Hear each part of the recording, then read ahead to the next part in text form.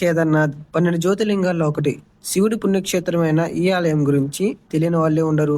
ఈ ఆలయాన్ని భక్తులు ఎంతో పవిత్రంగా కొలుస్తూ ఉంటారు. 2013లో వచ్చిన భారీ వరదల వల్ల అక్కడ ఉన్న ప్రతిదీ నాశనమైంది. కానీ ఒకటి మాత్రం చెక్కు చెదరలేదు. నేను దేని గురించి చెబుతున్నానో మీకు ఇప్పటికీ అర్థమై ఉంటుంది. అదే కేదార్నాథ్ టెంపుల్. ఈ దేవాలయం అనేది ఎంత విచిత్రం అంటే దీనిని ఎవరు నిర్మించారో కూడా ఇప్పటి వరకు తెలియదు. మీకు తెలుసా, కేదార్నాథ్ దేవాలయం ఒకప్పుడు 400 సంవత్సరాల పాటు మంచు కింద కప్పబడి ఉంది. అంతేకాకుండా చాలా మంది అక్కడ ఉన్న పూజారులకు సూపర్ న్యాచురల్ పవర్స్ ఉన్నాయని నమ్ముతారు. ఉత్తరాఖండ్లోని హిమాలయాల్లో రుద్రప్రయాగ్ దగ్గర ఈ కేదార్నాథ్ ఆలయం ఉంది. ఇది ఉత్తరాఖండ్లోని ఎత్తైన దేవాలయం. ప్రపంచంలో ఇలాంటి నిర్మాణం ఉన్న దేవాలయం మరెక్కడా లేదు. ఈ ఆలయం గొప్పతనం గురించి తెలుసుకునే ముందు ఖచ్చితంగా మనం దీని యొక్క నిర్మాణం గురించి తెలుసుకోవాలి. ఈ ఆలయం సముద్ర మట్టానికి 3600 మీటర్ల ఎత్తులో ఉంది. మనం ఈ ఆలయాన్ని చూస్తే అసలు దీన్ని మనుషులు నిర్మించారా అన్న డౌట్ వస్తుంది. ఎందుకంటే నిజానికి అప్పట్లో మనుషులు తలుచుకుంటే దీనిని అస్సలు నిర్మించలేరు. అందుకే చాలా మంది నమ్మేది ఏంటంటే కొంతమంది సూపర్ న్యాచురల్ పవర్స్ ఉన్న వాళ్ళు దీనిని నిర్మించి ఉంటారని. అక్కడ ఉన్న చాలా మంది ప్రజలు దీనిని బలంగా నమ్ముతారు. ఈ ఆలయాన్ని కట్టడానికి ఉపయోగించిన రాళ్ళు కూడా ఇంటర్లాకింగ్ సిస్టంతో నిర్మితమై ఉంది. ఈ రోజుల్లో అయితే ఒక చిన్న భవనాన్ని నిర్మించడానికి కూడా పెద్ద పెద్ద యంత్రాలను ఉపయోగిస్తున్నాం.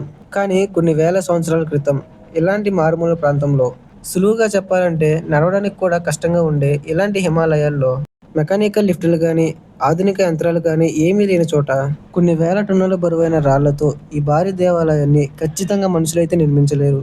అంతేకాకుండా కేదార్నాథ్ యాత్ర అత్యంత ముఖ్యమైనది. కేదార్నాథ్ ప్రయాణం ఒక సాహసం. ఎందుకంటే కేదార్నాథ్ దగ్గరలో కేవలం ఒక్క రైల్వే స్టేషనే ఉంది. అది కూడా 210 కిలోమీటర్ల దూరంలో ఉంటుంది. పైగా మీకు ఉన్న సమయం సంవత్సరంలో కేవలం 6 నెలలు మాత్రమే. నవంబర్ నుంచి ఏప్రిల్ వరకు ఈ ఆలయం క్లోజ్ చేసి ఉంటుంది. ఎందుకంటే నవంబర్ నుంచి ఏప్రిల్ వరకు అక్కడ తట్టుకోలేని చలేస్తుంది. పురాణాల ప్రకారం ఈ ఆలయం మూతపడిన తర్వాత యక్షులు, గంధర్వులు కేదార్నాథ్ ఆలయానికి వచ్చి శివుడికి పూజలు చేస్తారంట. అయితే దీని వెనుకున్న మిస్టరీ ఏంటో మనం ఈ వీడియోలో తెలుసుకుందాం. కురుక్షేత్రం ముగిసింది. పాండవులు యుద్ధం గెలిచారు. కానీ గెలిచేమన్న ఆనందం వాళ్ళ కళ్ళల్లో కనిపించలేదు. ఎందుకంటే ఆ యుద్ధంలో మరణించింది వాళ్ళ గురువులు, స్నేహితులు, సోదరులు. ఈ పాపం నుంచి ప్రాయశ్చిత్తం పొందడానికి పాండవులందరూ కలిసి శివుడి దగ్గరకు బయలుదేరారు. కానీ శివుడు అప్పటికే వాళ్ళ మీద చాలా కోపంగా ఉన్నాడు.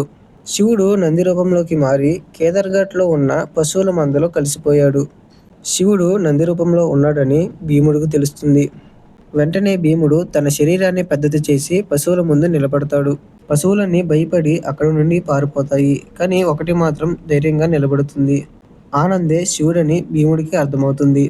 భీమును చూసి భూమిలోకి వెళ్ళిపోతున్న నందిని భీముడు దాని తోక పట్టుకుని లాగుతాడు. తరువాత నంది ముబ్బరం పట్టుకుంటాడు. నంది భూమిలోకి వెళ్ళిపోతుంది. కానీ దాని ముబ్బరం మాత్రం బయట ఉండిపోతుంది. ఆ ముబ్బరమే మనం కేదార్నాథ్ ఆలయంలో చూసే శివలింగం. తరువాత వాళ్ళ భక్తికి మెచ్చి శివుడు పాండవులందరికీ మోక్షాన్ని ప్రసాదిస్తాడు. ఈ కేదార్నాథ్ ఆలయాన్ని ఎవరు దర్శించుకున్నా మోక్షాన్ని పొందుతారని పురాణాల్లో రాయబడింది.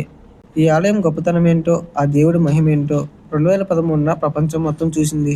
భీకరమైన వర్షపాతంతో అక్కడ ఉన్న అన్ని నాశనం అయ్యాయి, ఒక ఆలయం తప్ప. ఇది ఎలా సాధ్యమైందంటే వరదలు వచ్చే ముందే కొండ మీద నుంచి ఒక పెద్ద రాయి విరిగి ఆ ఆలయానికి కొద్ది దూరంలో ఆగింది. తరువాత వేగంగా వస్తున్న ఆ వరద నీరును ఆ రాయి దారి మళ్లించింది. భీముడే ఈ రాయి రూపంలో వచ్చి ఈ క్షేత్రాన్ని వరద నుండి కాపాడారని అక్కడ ఉన్న ప్రజలు గట్టిగా నమ్ముతారు.